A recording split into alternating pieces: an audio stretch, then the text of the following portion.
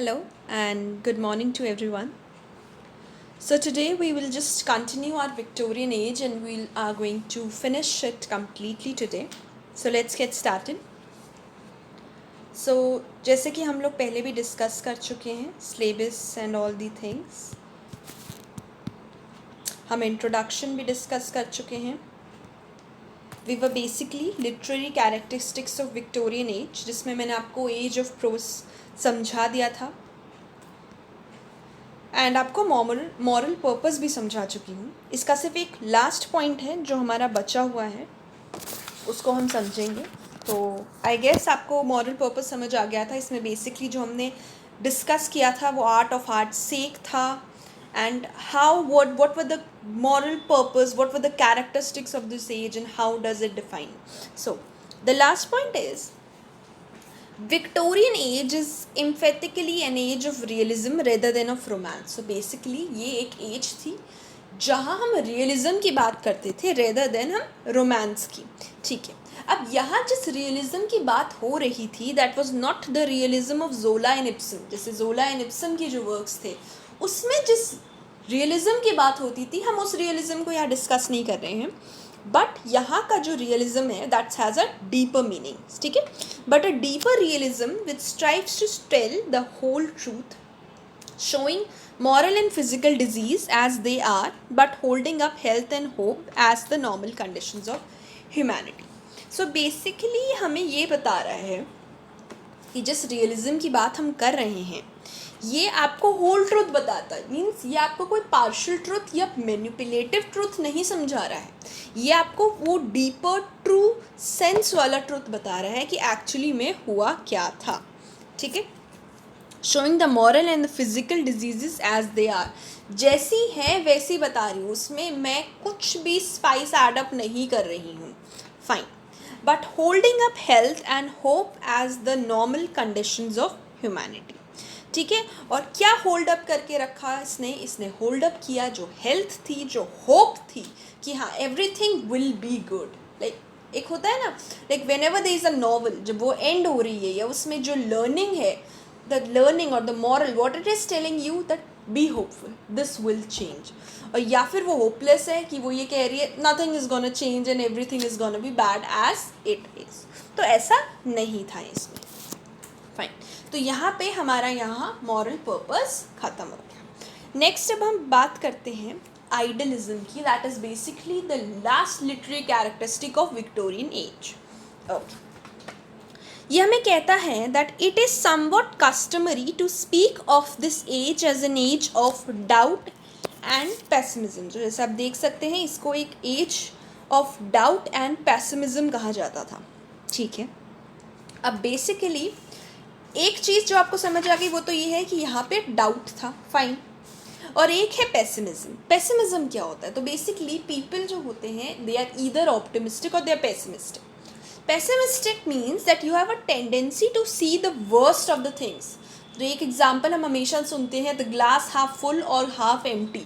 तो जो उसे हाफ एम्प्टी देख रहा है is a pessimistic person and जो उसे हाफ फुल देखता है he is an optimistic person. Fine, next ये कहता है following the new conception of man and the universe which was formulated by science and under the name of evaluation.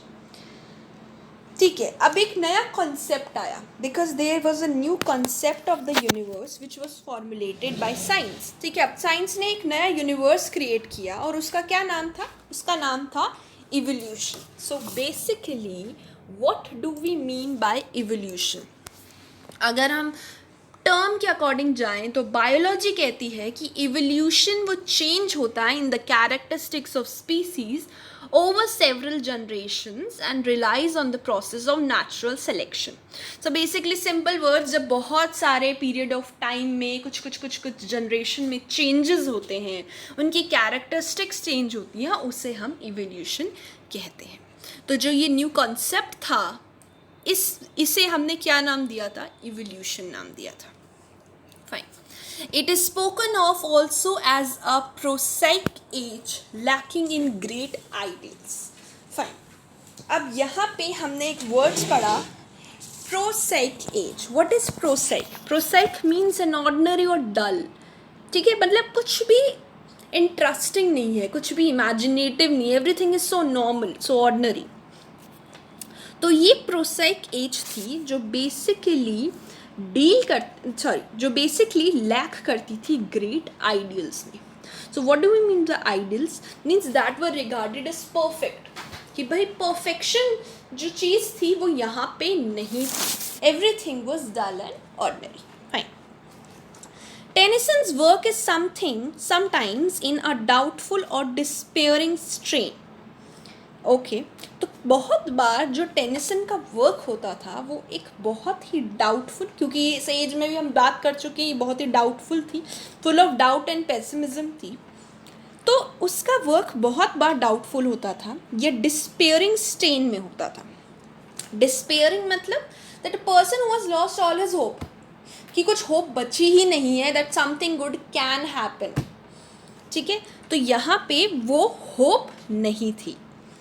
And Browning seemed better to express the spirit of his age in the courageous optimism of all his poetry. अब यहाँ पे आप comparison देख सकते हैं, the comparison that Tennyson जो था वो अपनी वर्क में होप छोड़ चुका था, कि उसमें जो भी वो लिखता था उसमें होप नहीं दिख रही थी, जबकि ब्राउनिंग का जो वर्क था उसमें वो क्या एक्सप्रेस करता था?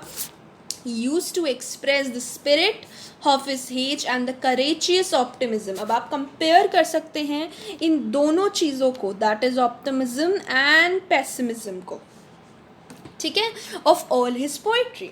Fine. The great essays like Macaulay, Carlyle, Ruskin and the great novelist like Dickens, Thackeray, George Eliot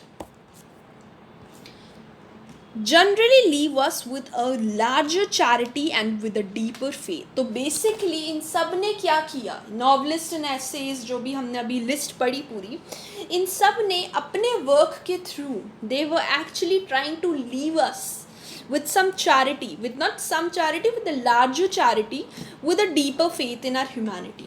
That have faith, don't lose hope, everything is going to be fine. If not today, then tomorrow, if not tomorrow, then day after tomorrow, but things will get better. So you don't have to worry about the thing. Okay? And charity means help others. So this feeling of charity, help your friends, help society, help everyone you can. ठीक है, तो इस question, इस thought के साथ उन्होंने अपने works को एंड किया। Fine. Literature which expresses our faith in men may judge the Victorian age to be. ठीक है, अब वो लिटरेचर जो एक्सप्रेस करती है फेथ को, बिलीफ को, वो कौन सी लिटरेचर है? वो लिटरेचर विक्टोरियन एज की लिटरेचर थी। On the whole the noblest and the most inspiring, ये लिटरेचर जो विक्टोरियन एज में लिखी गई है वो सबसे ज़्यादा नोबलेस्ट लिटरेचर थी, वो सबसे ज़्यादा इंस्पायरिंग लिटरेचर थी in the history of the world. Fine. और ये ऐसा क्यों था? Because it was the thought, जो यहाँ के जो एसेस थे या नॉवलिस्ट थे उनमें ये थॉट था, जो ये थॉट उन्होंने अपने नॉवेल्स के थ्रू एक्सप्रेस किया, एंड किया, और इसलिए हम इसे most kindest, noblest and inspiring work बोलते हैं जो हमने विक्टोरियन एज में देखा था। सो आई गेस आप सबको समझ आ गया होगा। एंड हेयर इट एंड्स, हमारा विक्टोरियन एज ख़त्म हो चुका है, और अब हम नेक्स्ट क्लास में हमारे नेक्स्ट टॉपिक और आगे अपने सिलेबस को फॉरवर्ड लेके जाएंगे। Till then, thank you students, keep learning, thank you so much.